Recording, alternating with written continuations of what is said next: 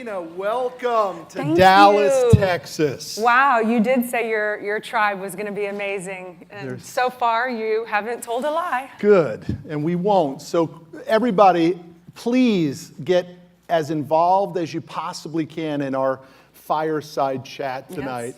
We're going to do a little Q&A at the end for everybody to get questions to Elena. But just to give a little bit of a background, Elena has been on the road for 2 weeks. She was in Utah skiing, and then you Attempting. You don't ski, do you? I don't ski. And then went to Cabo and was kind enough to come and make a stop to Dallas, Texas for us. So she is literally in Cabo this morning, will be in Miami tonight, and was gracious enough to spend 2 or 3 hours with us. So let's give her a round of applause for that commitment. Yes, thank you. Killer. Now, I do have some questions, Elena. Love it. And we will take some more questions from the audience, but these questions come from a road trip that I took last weekend with my boys, and I listened to the audio of your new book. And I absolutely loved it. Wow. So congratulations on writing a super book. Thank you. We will have the book signing after this, where Elena will be able to say a few words and talk to some people over there. It'll be in that back corner. And we have, I think we have 50 books or so. So great. Everybody's going to want to get it. But the thing that I think struck me the most unusual is how it really did connect to the theme of this event. The theme of this event is transformation. And as I listened to your storyline, there was a number of transformations that occurred in your life. Yeah. So let's go back to New Orleans. Let's go back to Louisiana, where you early picked up the nickname Sassy, which seems pretty appropriate to me. I was 15, yeah. I thought it was sassy. But you describe your upbringing as an idyllic setting. My childhood, yes. Like, perfect in a way, you said. Yeah, because I never saw my parents fighting. There was always, later in life, I could now go back and see, there was always this undercurrent of financial stress. But they never fought in front of us. My parents, neither one of them drank. There were no infidelities. There were no drug problems. You know, I wasn't abused. I was a daddy's girl, so I grew up playing baseball, football, track. I mean, I did all kinds of sports, shooting. So I loved my childhood. It was very idyllic. Idyllic. But what was your dad and your mom telling you at the dinner table? When you were at home, what were they feeding into you? What future were they building for you? Well, they were, I mean, I think my mom was the breadwinner of the family, and that was always like a secret, because my father never really had a job. So we always kind of lied and said that he had a job just so he could kind of deal with whatever was going on for him. So both of them were always imparting on me to be very independent, never, oddly enough, rely on a man. They encouraged me to fulfill my dream. I wanted to be an actress. My dad came from the radio world. So they were very supportive of me going off and doing whatever I wanted, and they thought I could achieve anything. But at the same time, they didn't really understand how to actually to implement that, because we were kind of taught, eat all of your food, turn out the lights, like save your way into wealth somehow. And that was really what they kind of imparted. But you really did have this fierce independent streak within you. And you talk about it in the book. And it's interesting because, you know, living here in Texas for 23 years, when you talk to, who's from Louisiana in this room? Do we have anybody from Louisiana here? Well, I know we got one guy from Louisiana. Yeah. All right, there we go. There's a weird connection between Louisiana and like Brooklyn, you know, in the accent. Yeah, New Orleans, yeah. Right? Yeah. But then there's also this like almost a Louisiana mafia feel. And I remember you telling the story in the book about the kid who put the gum in your hair. Oh, yeah. So just go on that story for a little bit, because I think the takeaway is it was like your first example of what fierce friend loyalty looked like. So tell us a story on that. Well, this guy Jerome, we called him Jerome the Superdome. Maybe that's why I got gum in my hair. But I remember I had my best friend Goldie, and she had the brothers. I don't know if I elaborated this in the audio. I'm not sure this one made it into the book. But Goldie's brothers, she had 3 older brothers, and I was like 4 years younger than Goldie. So I was like a baby. And they were like so tough on me always. But you know, as a kid, I was a lot tougher than I am now. Like now I'm sensitive, I cry at everything. But back then, no one saw me cry because I was trying to be like the guys. Like I wanted to hang out with the neighborhood boys. So a boy could get in a fight and run home and cry, but I couldn't. Like a girl just couldn't, or I was a girl. And I hated that, which sucks because I grew up with that.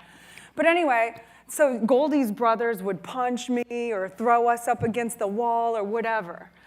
But then Jerome stuck gum in my hair, and my parents cut it out right here. So I had this big, like, chunk missing right here, and I was so humiliated.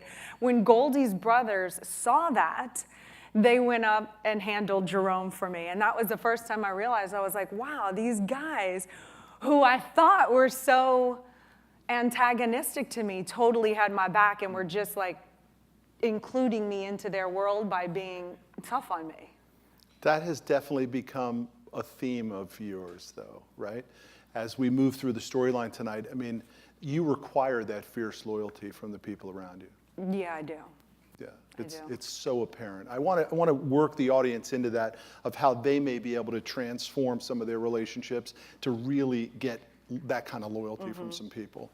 But the Goldie story is important. It's really when this idyllic upbringing in New Orleans takes a unfortunate turn, where your friend Goldie dies in a house fire, and you were?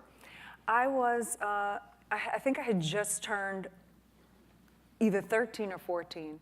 And she lived next door? She lived across the street. And you saw the house burn? Yeah. My father came into my bedroom around 4:15 in the morning, and I was still sleeping. I'll never forget the words. He was like, because this is so weird, but when I was a kid, like if there was a fire, my dad and I would be like, there's a fire, and we'd get in the car and run to go see the fire, and like that was like something we did. But anyway, so he comes to the bedroom at 4 in the morning and was like, Goldie's house is on fire, and it didn't register. I was like, oh, it's another fire. I really am too tired to go look at the fire. I mean, it just didn't register. And then he said, and Goldie and her mom are still in the house. And that's when I just like jumped out of bed, and so I ran across the street. I remember I was the only girl there, and there were the neighborhood guys, and we had buckets, and we had fire hoses, and we were waiting, which seemed like an eternity, for the fire department to arrive, and it was just like so massive and such a mean fire. I'd never seen anything so angry in my life before. And then, yeah, throughout, you know, that didn't turn out well. Yeah, she dies. You lose your best friend at 13, 14 years old. Yeah. And watched it kind of happen. Yeah, well, when the whole thing was said and done, or they were recovering the bodies, and my father was like gonna take me around the block so I wouldn't see that, but it didn't happen that way, and so I saw them bring out her body, and that was what was so difficult for me, because I just, you know, it just wasn't equipped to confront seeing that at that age. It's not supposed to happen that early. Yeah, no, you know. And then, you know, my father was in the military. He fought in World War II. I do come from a very loving family, as I say in the book, but it was always, you know, we were very, you know, even in the gym, like at school, I'm just private, like I'm modest, believe it or not. And, you know, we just didn't talk about feelings and not that I needed to really talk about feelings, I just needed to be able to have them. So that day, there was even discussion, like, should she go to school that day? And I like, in my mind, I was like, it's so surreal. Like, am I in an Alfred Hitchcock movie or Twilight Zone? Or it was just so like what? Like, I'm going to go to school today? Like, but I didn't. I got to have off that day. But the very next day, I went to school. So I'm sitting at school, like, with a lump in my throat, like, just like, how am I doing this right now? Yeah. And that's how the next several months and years went, you know. Do you think it took you years to get over that? It did. I mean, it took at least like 2 years, but that's when I started consuming stuff to try to numb out those feelings, because I never cried, and I didn't let anyone see how badly that damaged me or how much it hurt. So if you saw me, I was like a little punk rock chick. I was going to concerts. I was stage What diving. are we talking like? What is this, like not 80, Late 80s. So we're talking like Doc Martens? Oh, we're talking yes, the I had ripped Doc pantyhose? Martens. What are we talking yeah, about? yeah. Oh, yeah. I had white Doc Martens that were, like, I had an artist friend draw on the top of them. Or I had marching boots, if you know Mardi Gras, they're white with the taps on the bottom. And then I had torn up fishnets with the little garter belts with little skirts at 15, and tank tops, and black flags, circle jerks. I don't know if you know the butthole surfers. I mean, agnostic front. I mean, I've gone to almost every major Ramones. I've seen the Ramones. I saw the Chili Peppers when they really wore socks. I mean, like for real. But listen, you just went there for a minute, and let's talk about it, because you're honest in the book. That was a period of time where you were consuming some drugs. And you were taking in some stuff to either numb that, or just to experience, or to rebel. What was it? Or a mixture of all? It was all. I didn't really have an identity. I didn't have a purpose. I didn't know what I was supposed to be doing. I just knew that I was very miserable that my friend died. Yeah. I was just trying to be wild. I was trying to numb. Yeah.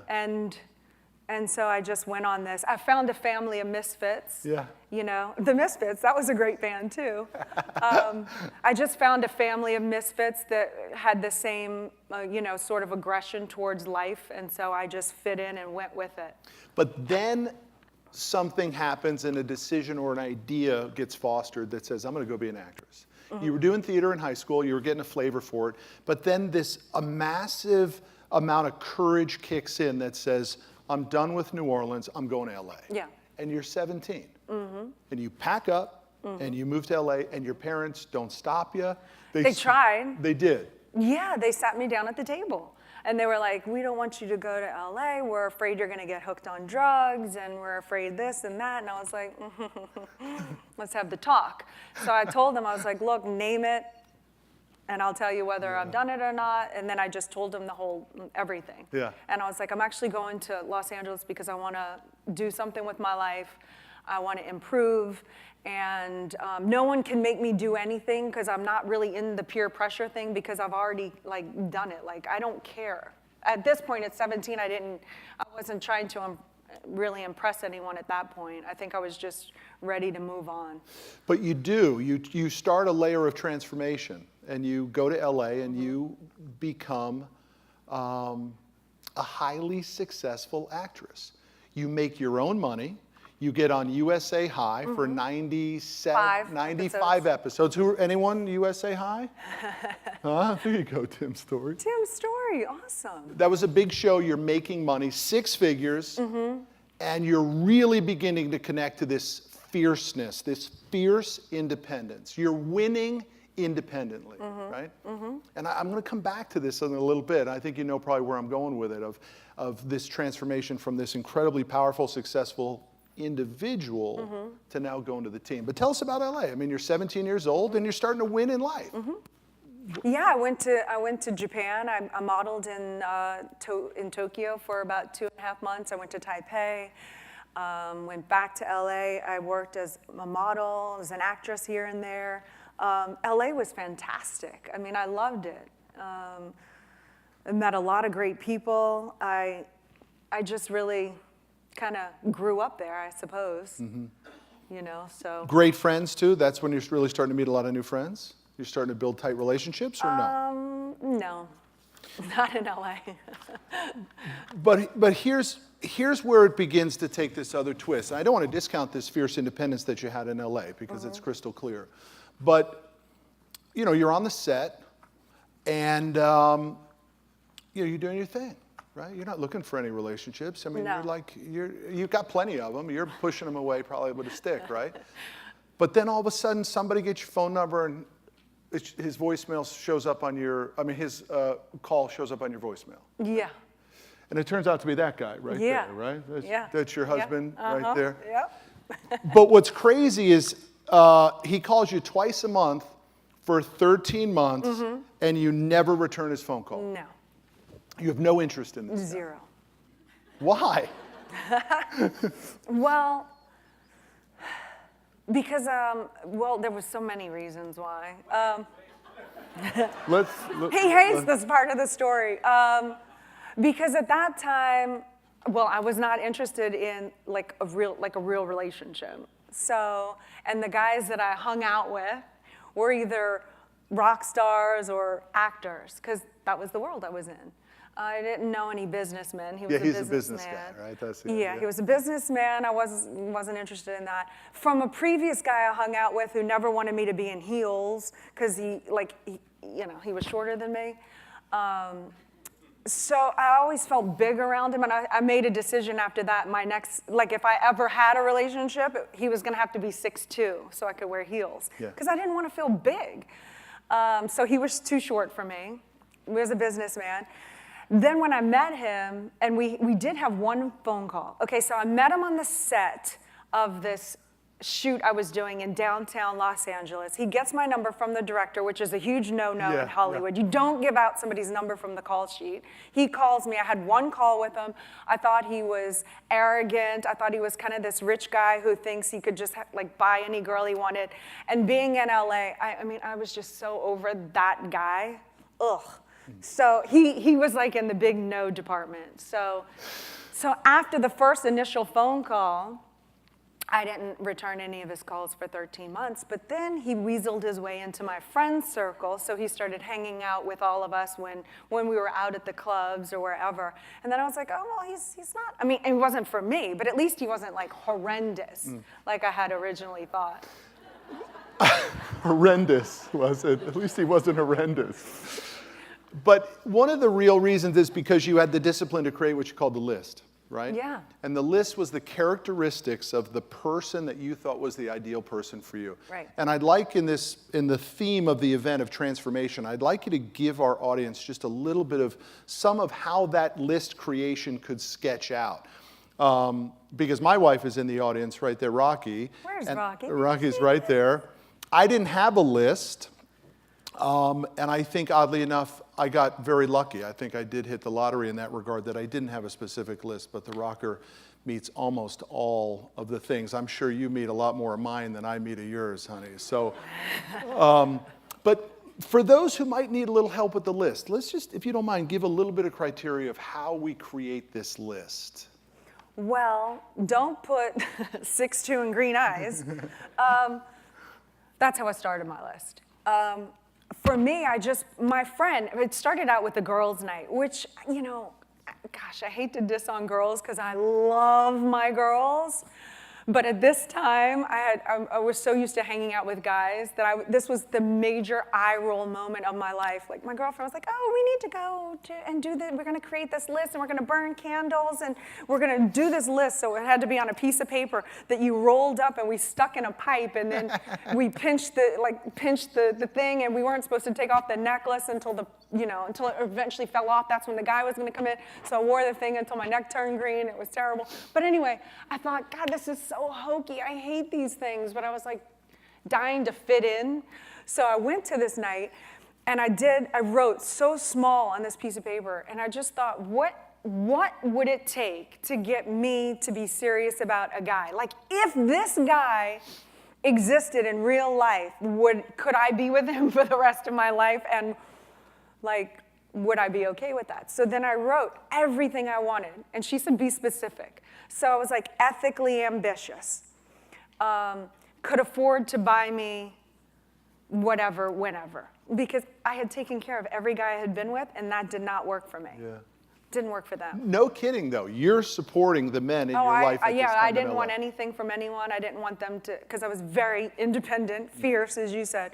So the guys I had dated before never had any money, so it was, and I didn't care. I was like, if you buy anything for me, then in my mind that equated to like, you think you own me, and I owe you something, and I don't want to owe anybody anything, so.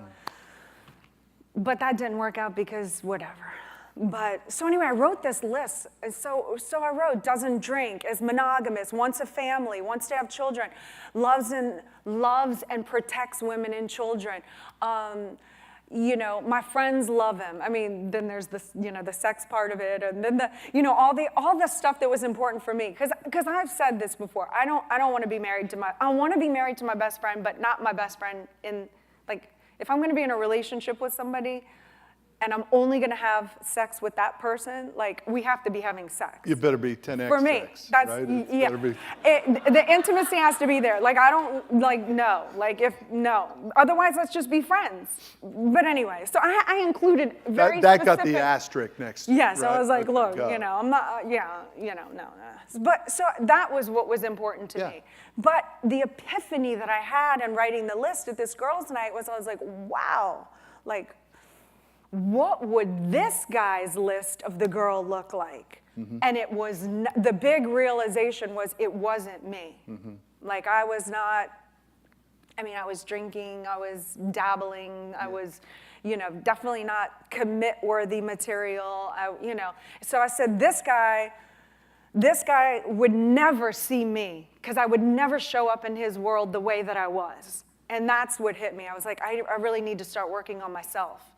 So that's when I really started to work on myself and said, how do I need to rise up to be good enough for this guy? Whereas all the girls were like, oh, you deserve to have this and you deserve to have that. And that's true, you do deserve it, but you do deserve it if you earn it, not just because you're entitled to it. I think that's, I hope everybody understands really what you're saying there, right? You say it clearly in the book, but what's odd is the list wasn't for you to attract that person.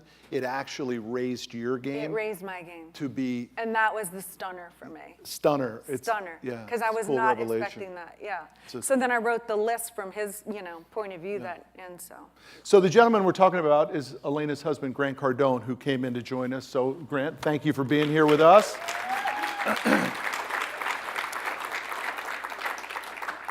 But he's calling you for 13 months. And something that's interesting is when Rocky and I first met you, we went to the original 10X.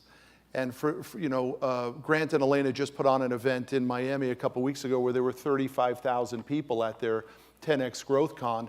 And when we went, Rocky and I went to the very first one, I believe there were about 60 or 70 people there. We sat next to each other. And I remember it was so poignant when you told that story, right?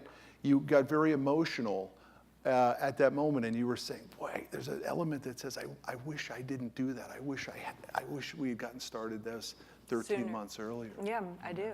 It's powerful. But then he does something that brings it all full circle, which is he finds out that you love to shoot. And that brings these amazing memories back of your relationship with your father. Your father was a world class. Was he number one in the world? Yeah, it was a world.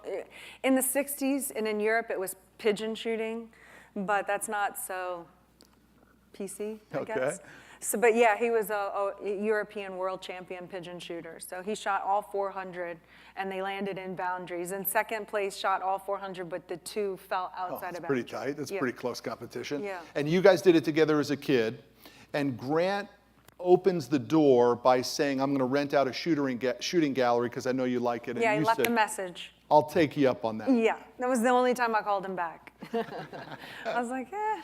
Yeah, that's a good tactic for him. Too bad it took him 13 months to figure that out. I know. But then you guys really begin to, and I'm going to move a little faster in this transformation because there's a few really important things. You fall in love, you get married. Yeah. You have the first of your two daughters, and you're living in the Hollywood Hills. Life is very good. Let's not be afraid to talk about the success that you guys had at that time. It was extreme, right? You're living in Lionel Richie's house in the Hollywood Hills overlooking LA. I mean, life is good. Yeah. And then 08, 09 hits. And you talk a lot about that in the book, about how that was this snap your fingers instantaneously of how are we going to deal with this onslaught crisis. Let's go there a little bit. Just take me back 10 years ago. Rick talked about it in the first session of what was it like 10 years ago? 10 years ago takes us to February 22nd of 2009, right? Oh, wow. What was going on? Well, I remember right when the 08 thing happened, and we were sitting on the sofa, and he was like white. watching the news, and I said, what does this mean? And he said, it means we're gonna die. And I was like, die? What do you mean we're gonna die? And he was like, oh, we're gonna die. And I was like, I was pregnant with our first child. And I was like, oh no, I don't die, number one. And what I forgot to tell you after the first phone call that we had is he said, you know, people that hang out with me, their lives tend to improve, which is one of those things I was like, oh God, he's one of those guys. But he did say that. And so that day, I was like, and you said if I got with you, my life would improve. Not die. You didn't mention death as a factor with my unborn child. So I said, you go to your office, which was down the hall, and I said, do not come out until you figure this out, because I was terrified. And so he goes to the office, and 3 hours goes by. And of course, I'm worried about him, and I think, oh, maybe I should bring him some water or maybe some food. But then I was like, no, I have to be tough. So I left him in there by himself. But 3 hours later, he came out, and he put this transcript of a book that he wrote into my hands. And he said, this won't make us rich. It's a book. But I figured out how to get us out of this, and I will never make you worry about this ever again. And that was a transitional moment for me because, A, he has kept up to his word. My life has substantially, exponentially gotten better. But it also was the first time when I realized for real, like he's on my side. This is my team member. And we were also under a $60 million lawsuit. For the first time ever. So Banks are calling in loans on real estate. Banks are calling in, even though we had never defaulted. Yep. They said we're in technical default because you're not as worth much as you are, or whatever, blah, blah. So we had that battle. We had this, and all this stuff was going on, and I just didn't see myself working as an actress, being 7 months pregnant, or whatever it was, and so I said, you know what? Like, he had more going on with the products and everything that he had. His business was more financially viable than mine. And I said, you know what? I just have to go all in on us. Let me help him and us grow and develop this empire to where I don't need to have the blessing of a producer or a director, you know, in Hollywood to say I'm good enough or not good enough, or you can work or you can't work. Let me just do our thing, and got behind him and went. That's when I just had to trust and go all in on us and defy my mom's words. You know, I had to go face my mom and my dad and be like, I'm giving up my acting career. I had to face my friends in LA. Like, I went to an acting school that was like, you never stop acting for your husband or your wife or your mom. Or you die doing it. Like, that was ingrained in me. So to have to face everyone and say, now I'm going to go support Grant. Yeah. I'm going to give up some of my independence that I prove to everybody that I have. In order to actually gain my independence, but yeah. Yeah, but how do we help someone maybe in the audience or someone who knows somebody in the audience that says, well, my man isn't Grant. My man doesn't make me feel as though it's all going to be okay. My man doesn't come out 3 hours later with a solution. Well, how do we tell people in that situation? Because that is real life for a lot of people. That is real life for a lot of people. You know, what I would say is, the couple has to get together and really define who they are as a couple. Because before this moment, I had not thought about us as a couple. It was still me and him. Powerful. And we were in this marriage that I thought a marriage just meant monogamous, which, okay, I can do that. But I didn't realize who we are as a couple and what we are bringing to the table and where we're going. No one taught me that. But it's such a really interesting thing, because I think there's a lot of people who, despite their time in marriage, never get there. Yeah. So, I mean, really, what was going on that was keeping you from going all in? And conversely, maybe Grant was comfortable with that layer of independence too. Maybe neither of you were just totally dialed in. Was there any of that going on at that time? Definitely. I mean, I had that just ingrained in me. Like, that's what I'm saying. Like, the Hollywood world was always like, you have to be independent, and I had very much this woman thing. Like, I had to prove myself as a woman and not take anything from a man, and really, like, I just didn't understand about allowing a man to help me and me to help him grow into our power. I thought it had to just be me. I didn't know, and I didn't know that until now, that I've been on the other side and we did it together, that I'm actually so much more powerful as a woman. Like, I never knew I would find my power as a woman with a man. Like, not even on the radar. We got to get there tonight. We've got to help other people understand what you're saying there, because it's really amazing how you lay it out in the book. So I want to get there. But I do want to touch for a minute on this lawsuit piece, not for the details of the lawsuit. The reality is it's a huge lawsuit. But what I do want to talk about is that these were your friends.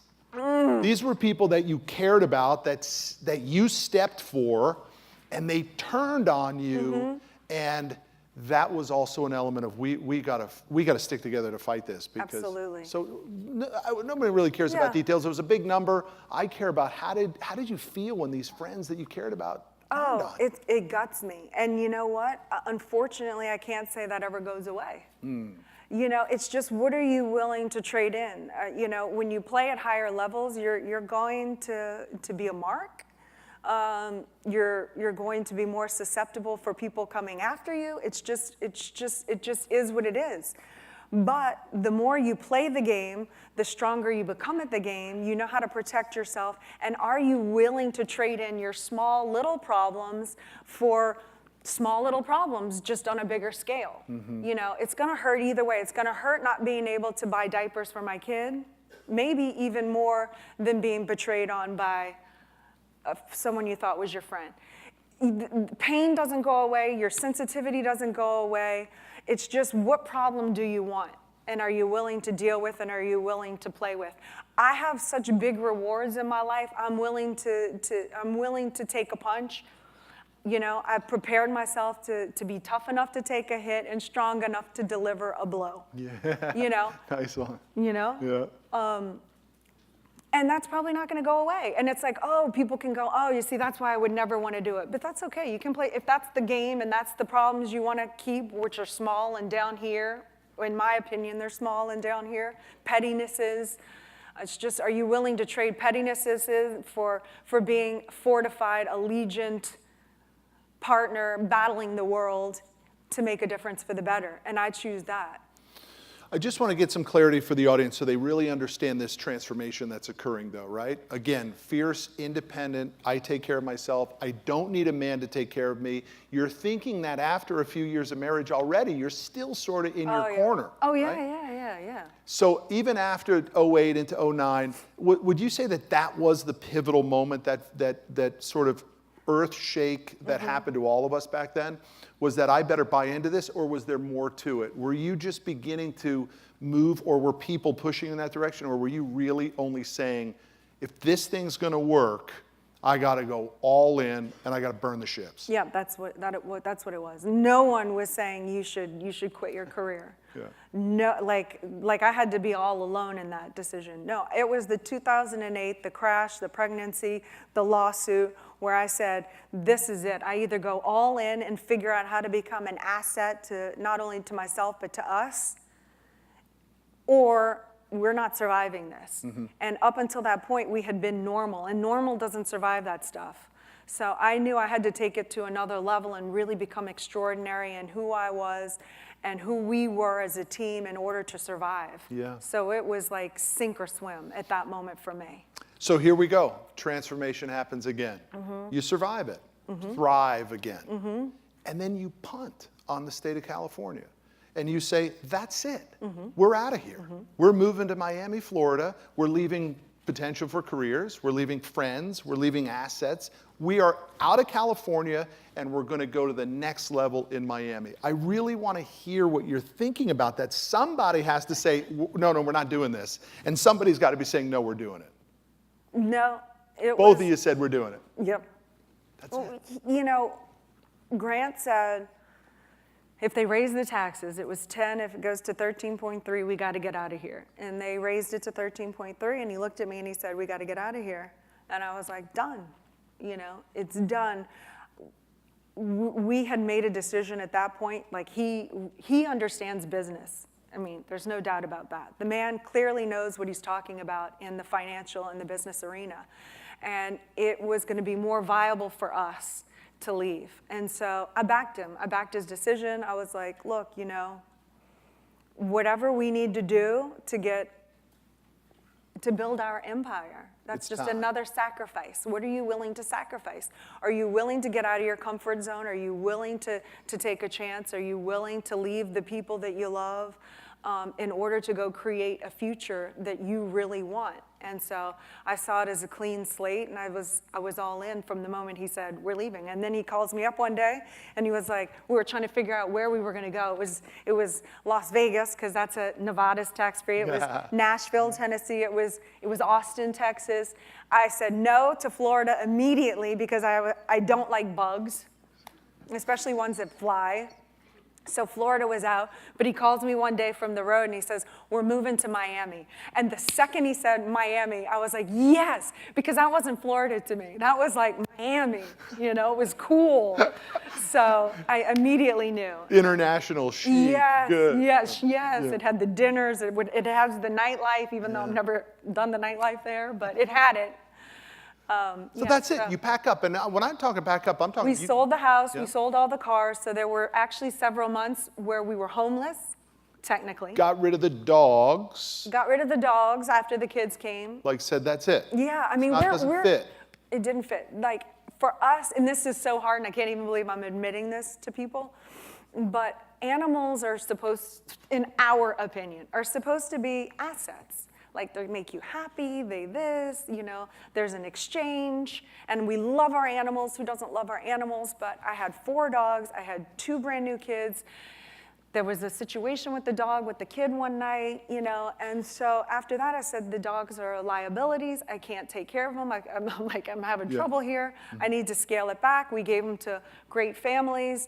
It was a hard decision, but it wasn't one that I regretted. It was just, for us, I don't need to hold on to something just because it was an idea that I had at one point. Like if it works for me, I'm using it. If it no longer serves me, I'm letting it go. The rocker did that with a cat. I brought her home a cat one time. I had this little kitten, and I found it at the office, and I brought it home in a little box. I thought it was so cute, and we named it Bella. And one day came home, there was no more Bella. That was it. She took a little drive-by, let Bella out. That was the end of Bella. That's it. We never had a cat since. Wow. Sorry to the cat lovers in the audience, but but the rocker shares that view of it. If it ain't in, it's out. That's right. And you guys have taken it to an extreme level of if it's not in, it's out. And I really want to try to help the audience tonight get a better understanding of how do you craft the discipline. And we call it, core values, mission statement, catalyzing statement, and business finishers goal. And we protect those with what we call the doorman principle, right? This visual person that stands in front of those and protects you. How do you guys do that? How do you begin to craft this value system that says this is our deal? We're not going to take all these outside influences anymore. Well, it's what do you want your empire to look like? I mean, are you letting in the jokers, the D grades who are just going to drink and vomit all over your empire? Like, I don't do that anymore. Like, I take pride in what we've built and who we are, and we're very ethical. And, it's hard to stand up and be courageous against people that all are doing something that maybe might not be ethical, and then you're the only one. So we just surround ourselves with very like-minded people who are driven, who want to prosper, who want financial freedom, who want to put family first. And we don't really spend time with the people who are interested in partying or just doing stuff that we don't believe in. In the book, you call it your court, right? The people who are most important. Yeah. And in the book, you also sort of begin to create the king-queen relationship, which I think is probably where a lot of people in the audience are thinking your conversation is going, right? Where the king has the queen. But the way you describe it is to the chessboard. And if anyone plays chess, we realize the most powerful piece is the Queen. And you began to say that to yourself, that said, wait a minute, I'm not second place, I'm actually the most powerful piece. And I think that's a really amazing... He hates that part. Oh, he hates that part? That's funny. He's over there giggling. Because I think the way it does play out, though, is that you end up being the pusher. You end up being the person that says, you know what? We're going to really build an empire that's bigger than even you, my husband, and my teammate think we can do. Is that true? That was. He's bought in now. He fully believes that we can create not only a billion-dollar empire, but a multi-billion-dollar empire. So he's all in on that concept. But you're right. He was not of that belief when I first confronted him with the idea of that. So how does a woman begin to be the queen in the relationship, the powerful queen, not a subservient second place queen? How do they push their man? Because I think it's really common where women say, he can do more. He's capable of more, but I don't know how to get it out of him. They have to get it out of themselves first. Because then you're respected and you're coming from a place of altitude when you're speaking to your partner of comparable magnitude. So they have to mine it in themselves first, so it doesn't seem like it's just like you're in it for the purpose. At least for me, we have to have targets in place and goals to attain. So for me to say to my husband, I want you to become a billionaire, that's just something that manifests in the material universe as, wow, you hit a target, and what did that take to get there? And who did you have to become a billionaire? It's not like I need $1 billion. It's nice. I'm not there yet. I can tell you it's nice. Damn close. Damn close. But it's about who do you have to become and stretch and be, and who do we have to become and stretch to be to become that person that attains that? And once you get on the same page of like who we are, what is your purpose? We want to impact people. We want to help people. We want to bring people up with us. But how, Elena? How do we do that? I mean, if we've been let down by our partner, right? Our partner and we let each other down all the time. Like, how? It doesn't seem like that happens much. It just does, because we've been together for 16 years. He wants me to be this. I want him to be X. I mean, but then whenever we get like that, it's because we've stooped down into this avid craving of being normal. And if you want to succeed on higher levels, you have to become extraordinary. You have to think differently. You have to have a purpose so big with the idea of building an empire that all of a sudden the little bickerings and the pettinesses, you have to just swallow it for a second and go, you know what? I'm not going to fight back with that retort because I want to fight. He's a fighter. I'm a fighter. If we go there, then we're fighting each other. We're destroying our empire. You're either creating an empire or you're destroying one with every decision that you make. We just made a decision to create an empire. So if we're going for 10 billion, we don't have time. We can't get stuck in the minutia of fighting each other for very long. So it forces us to constantly keep elevating ourselves and holding ourselves to a higher standard because we have this purpose and we're running out of time. Yeah. You know, he's going to be 61. I'm 41. We're running out of time. We want all 7 billion people of the planet to know who we are. I feel like if they knew who we were, they would be helped by his message and now by the message that I'm putting out there. When I wrote this book, there was no person 10 years ago, like you said, that showed me how to really become an alliance and a partner and build an empire. No woman beside the man, whatever. And I'm not even saying the woman has to have the role that I have, because I do have a more traditional role. In the book, I talk about, I don't care who does what, deli up who is the best at what, you know? A man might be better suited doing what I do, but in a relationship with a woman, that's fine. Whatever they do, they have to figure it out, those roles. And so how do they do it? They do it by getting on the same page with a purpose so big enough that you're not caring about game 3, you're worried about the Super Bowl ring. You know? One of my favorite quotes ever, and two of my 3 boys are there, they've heard me mention it, I don't know, 1,000 times. comes from you guys. Have goals so big that your problems fail in comparison. Right? We major in minor stuff way too often. Yeah. And the minute we reset to the big, fat, juicy goals, those little things just instantly go away. And that's a practice, I think, that people need to get in the habit of, right? It's a discipline. It's a discipline. It's a discipline. It's definitely a discipline. This is back to what we're talking about here, this marble exercise. For those of you who maybe didn't really think about it, I put 4. Me too. You put 4? I put 4. Nice. Yeah. But I'm older than you are, so. Maybe I should have put 5. That's 40 years, y'all. I think I got 40 years left to be a contributing member of society and do great things. So I wouldn't sell yourself short. If you put 1 or 2 on there, I challenge you to just cross that out and do something bigger. So Elena, let's get back to the empire piece, because I'm not so sure that everybody believes they need to. And this goes back to this concept of average. I think a lot of people just simply say we're good. And I talk about in my book how dangerous I'm good is, right? I call it false positive, where we begin to think we're actually doing better than we really are, and it's incredibly dangerous, right? Yeah. But there does come a point, I don't know what the number is for certain people, and I'm not here to judge that, but where you sort of say, I'm good, right? We did it, honey, we made it. And that just doesn't exist for you and Grant. No. So how? How does it keep moving like that? Because we ask each other at least once a week. You know what I'm going to say. When are we going to make it? When are we going to make it? When are we going to make it? Because we have set goals so big. I mean, what's bigger than 7 billion people knowing who you are? So tell me some of the goals, some of the big, fat, juicy ones that you guys 7 billion. We want to have a real estate portfolio of 40,000 units, worth 10 billion, controlling the asset, world travel. I want the licensees all around the world.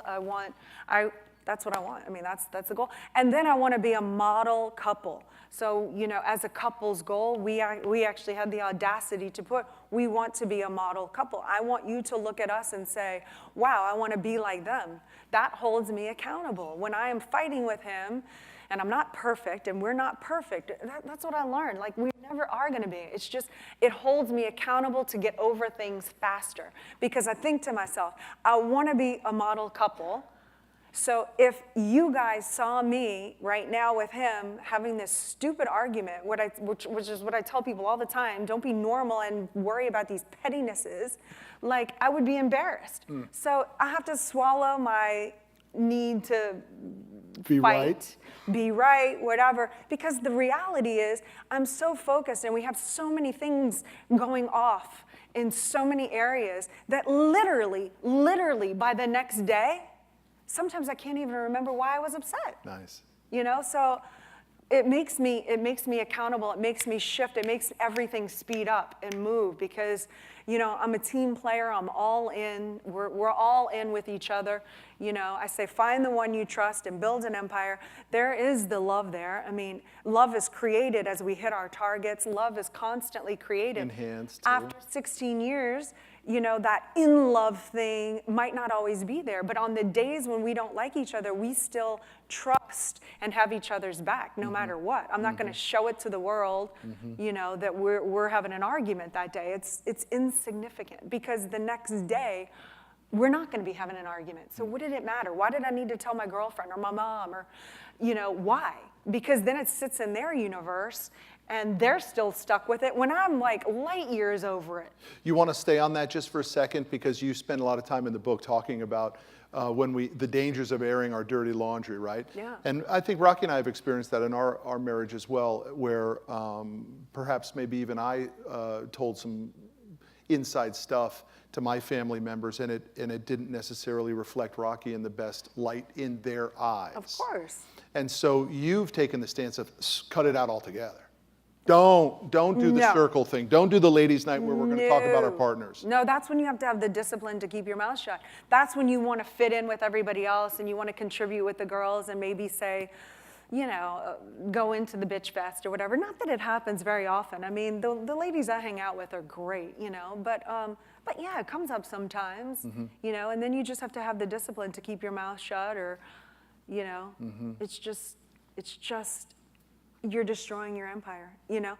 It's gonna have ramifications. It's like a pebble in the pond. It has a ripple effect. You feel bad about it, you betrayed your person, it makes you look worse than them, You know, like have each other's back. Like let's see what that society looks like. It does. I regret those moments. I do too.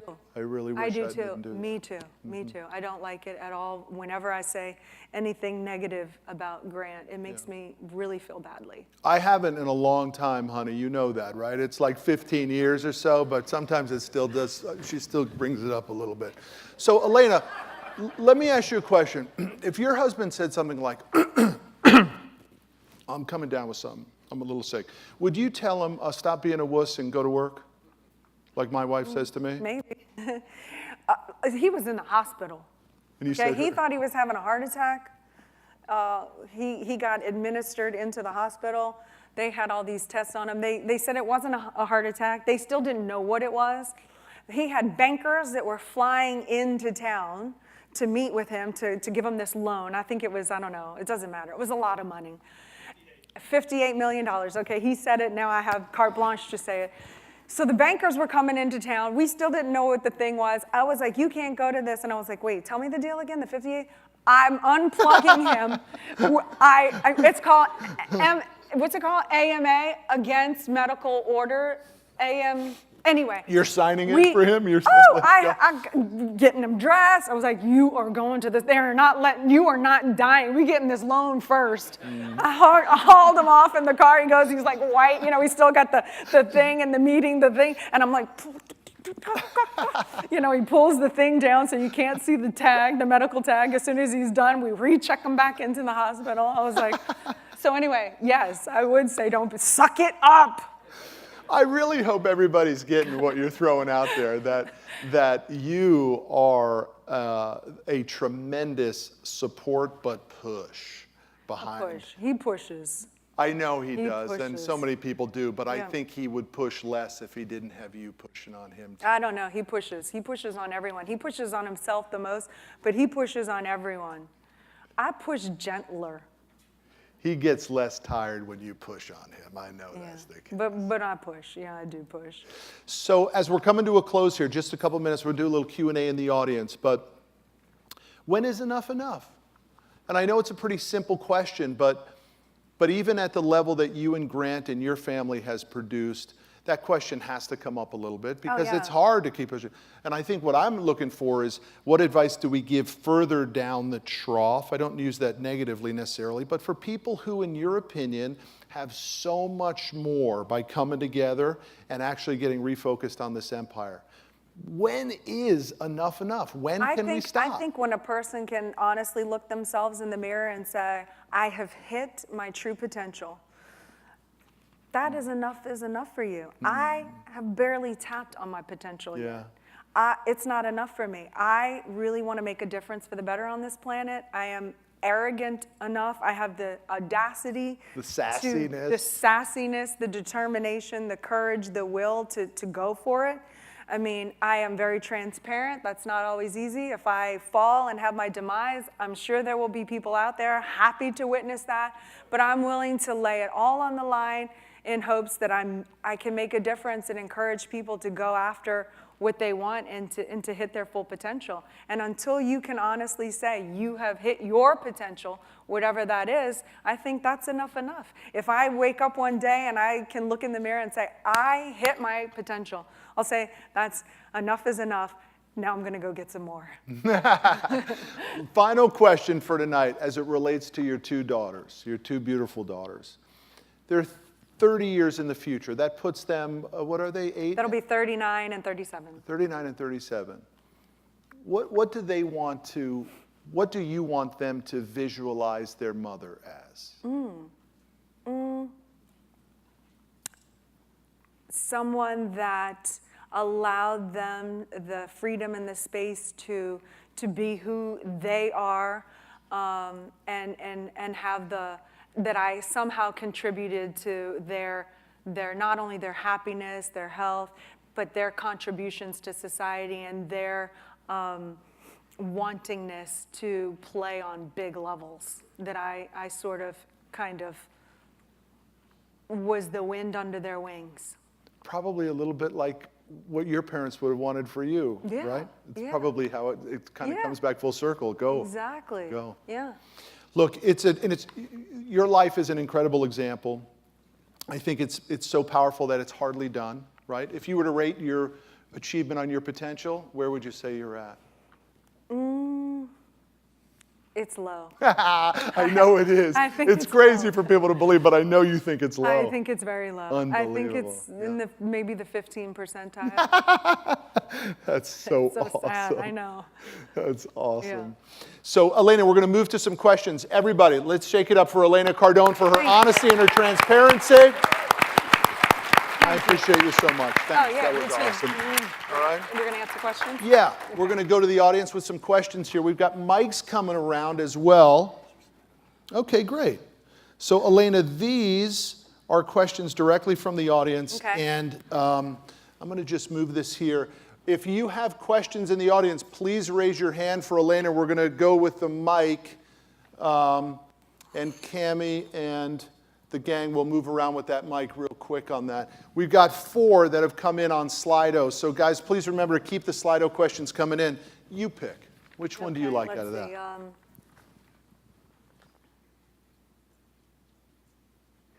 It says, Elena, what would you say is the number one thing that brought simplicity to your life and allowed you to build your empire? The number one thing that brought simplicity to my life is letting go of the ideas and concepts that I had that were ingrained into me. So the idea that love should look like a fairy tale and that in-love thing, that's one of them, because our love doesn't look like that. Our love looks very hard sometimes, the push. You know, when I was writing this book, and I wasn't finishing, it takes Grant 10 days to write a book. It took me 10 months. I stopped for a little while, and we got into an argument about it one night, and he called me lazy and a coward. Oh, my. And that took everything I had not to fight back, and I did have the discipline to keep my mouth shut. I'm sure he regrets those 2 words. Well, he knew that I was going to stop everything because he knows how I am and finish the book. And I literally stopped everything I was doing for the last 2 months and rewrote the book. Yeah. And I didn't even leave the house some days. And so when I finished the book, I tossed it at him, you know. And I was like, take that from a lazy and a coward. Yeah. And he said, I will. And he was like, and congratulations. And then he said, and by the way, I never for 1 second thought that you were ever lazy or a coward. And that's what our love looks like. You know, I said that at the 10X Growth Con. It's not always pretty. Our love doesn't always look pretty, but we know how to get the best out of each other. And it doesn't always look good to get to greatness. It's not always easy. It's not always pretty. But I have an accomplishment, a project that I did that I feel really great about, and I feel like can help people. So I had these ideas. The things that I did to make it simple is get rid of the ideas that weren't mine. The one that my mom said, never depend on a man. I depend on a man every day, and he depends on me. And we depend on each other to do what we're doing. Come on, I love that. Come on, there's nothing wrong with that. We need more of that. I like that. That's what it was. When I really started to strip down, you know, the idea of this woman that had to do everything alone, you know, independently, even to the point where making a meal was difficult for me because I didn't want to be that girl, like that subservient woman. I just started to take note of all the things that came from other ideas that I thought were mine that weren't really mine. Because when I analyzed it, I'm like, well, why can't I make the man I love a meal? Like, who is that hurting, really? And then I just started to do that. And then when I really said, okay, this is who I am. This is what I represent. I'm okay with this. I'm really okay with that. I'm willing to do anything to get on the same page and build this empire. That's when we exploded exponentially. And you know, it's like I love that. I'm fascinated that the snow happens in 32-degree weather, but not 33-degree weather. It's this. It's not this. It's just that. It's just these little tiny concepts that if you can get over them, these tiny little adjustments, you go, choo. Yeah, I love it. Let's go to the audience. Who do we have, Cammie? If you'll be kind enough, just state your first name and where you're from. Chris Saunders from Raleigh, North Carolina. So this question is more about my wife. So I've heard Grant say about you before. Is your wife here? Oh, she's not. I wish Oh, she you're were going to here. ask a question Trust me, about your wife and she's not here? Okay. That's right. That's right. Gotcha. That's right. Because I want to learn here, right? Because we want to build an empire, right? So I want to help her find what her purpose is. So she had a long, successful career in the hospitality industry. She snagged me. I really snagged her. And her purpose was that, and it's helping people. Our purpose is helping people, right? But she's kind of lost her way a little bit. I put her in charge of the operations. Not that I'm her boss. Actually, she's my boss. She's CEO of my company. So I put her in charge of the operations side. And how would you advise me to help her find out what her higher purpose really is? The woman is amazing. She's beautiful. She takes action naturally like no one I've ever seen before in my entire life. But I can tell that she's running, my company or our company, let's say, just because it's what I asked her to do. She's happy with some days she's not, but it's like I want her to do something else because I love her so much, and I want to help her understand what she should really be doing other than being a mother to our 3 kids. And Got it. Well, here's the thing. Work is the basis of morale. You have to think, again, as a couple, like, where do you want to go? Like, there are days when I do things I don't want to do. There are days when Grant does things he doesn't want to do with the business. But the purpose is, this is our vehicle, and this is what's taking us to own an empire. So I'm sorry, do what you love, the money will follow. I don't agree. You can't do something you hate or something that's not in your integrity well. I'm not saying that, but I'm saying, if the purpose is to help people, how can your empire help people? And other than just a mother, that statement kills me, because to me, the most important and the most valuable, underrated position in society is that of a mother. Because what parent, what father, what mother wouldn't stop everything, wouldn't sacrifice their own life to have a healthy, happy, productive, contributing member of society being their child? And so as a mother, to rear a child into being self-sufficient to go off and create that to me is more valuable than any position that I could have as a working person, So, the thing is maybe you can change your concept of your idea of what a mother is and how you view it.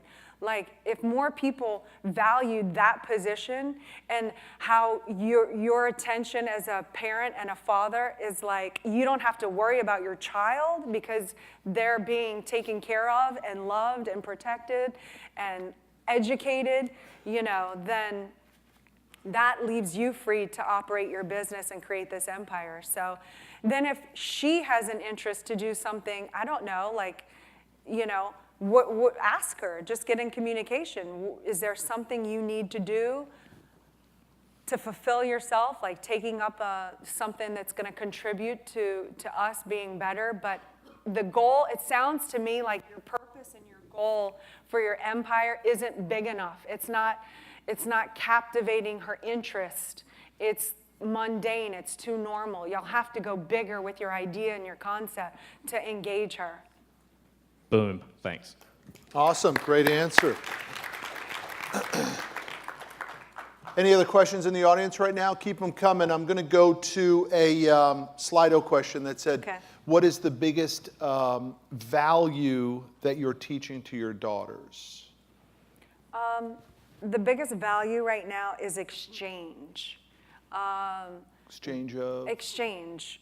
Kids have to have exchange because they want to participate and they want to contribute. So even since they were little babies, I accept a smile as a contribution to working with us. So they understand that they're Team Cardone, we've laid that out. You know, Team Cardone looks like this. We operate like this. We want to help people. We're going to this. We're going to that. And, you know, when Papa's away, we hold down the fort. We don't have problems, so he can not be distracted while he's away. We, you know, if I have to be away. So they understand that they have roles and values that make them feel really good that, wow, I did that. I wasn't left by Papa. I have to hold down the fort while he's gone. They have a purpose. So there's exchange. If they want something, a gift or something, like I don't believe you can spoil a child. I don't believe if I have $1 billion and I gave it all to them, I could ever spoil them. The only reason you can spoil a child is if you give them something for nothing. So like even the plane, like when we bought the plane, however, a couple of years ago, whatever, the kids gave us their entire piggy bank savings to invest in the plane.